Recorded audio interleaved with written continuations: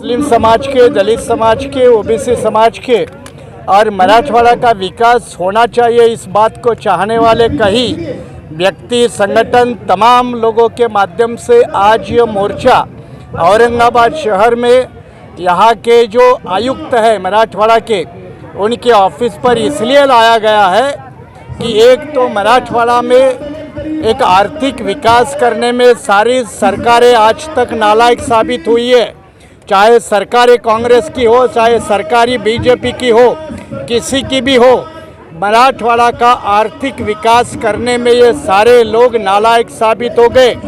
इसके आंकड़े केलकर कमीशन ने दिए हैं, इसके आंकड़े दांडेकर समिति ने दिए हैं और इसके रिपोर्ट मराठवाड़ा वैधानिक विकास महामंडल के आंकड़े आज भी सबूत के तौर पर है। और इसलिए मराठवाड़ा का विकास करने के कारण, पीछे रहने के कारण लोगों का बड़ा नुकसान हुआ। इसलिए मराठवाड़ा का नाम टैंकरवाड़ा है, ये सरकार को ध्यान में रखना चाहिए।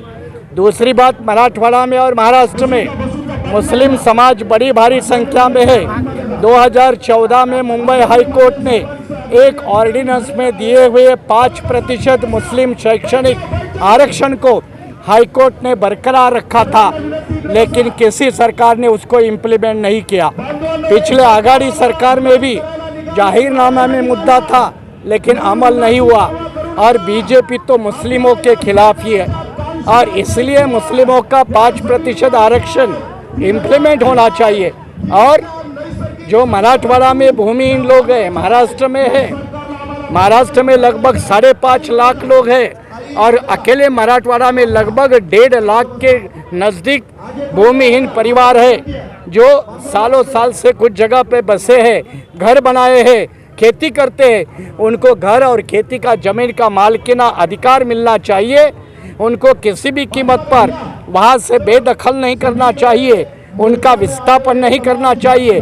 ये 3 मुद्दों को लेकर आज आयुक्त के माध्यम से देश के प्रधानमंत्री, महाराष्ट्र के मुख्यमंत्री, महाराष्ट्र के उप मुख्यमंत्री और रेवेन्यू और फॉरेस्ट डिपार्टमेंट के मिनिस्टर, इनको आज ये हम निवेदन देने वाले हैं। 4 बजे का वो समय है, तब तक ये मैदान में सभा जारी रहेगी। आपसे अनुरोध है, आप सभा में शामिल हो जाए। सवाल है, वोट की दिशा तो आपको पता है, तो ऐसे हालात में खासकर मुस्लिम नेताओं को जो अलग अलग पार्टी तारुकते हैं, उनको क्या संदेश देंगे कि देखिए हम आए हैं, हम तो दलित समाज से जुड़े हुए हैं, आप क्या कर रहे हैं? कुछ संदेश है आपकी तरफ से?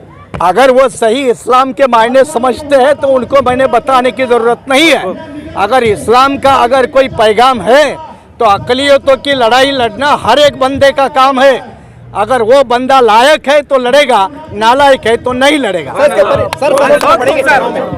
इसके परिणाम चुनाव में देखने को मिलेंगे। हाँ, इसके परिणाम देखने को औरंगाबाद और मराठवाड़ा में, महाराष्ट्र में भी देखने को